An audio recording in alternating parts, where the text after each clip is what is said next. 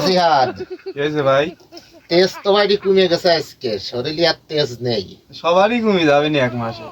এই মাসটা হচ্ছে রহমত বরকতের মাস, হ্যাঁ গুনাহ মাপের মাস। হ্যাঁ আমরা ইয়ার কি আমি যাই কিছু করি হ্যাঁ 11 মাস করেছি। এই মাসটা আমরা মস্করা কম করব, হ্যাঁ এমন কিছু করবা না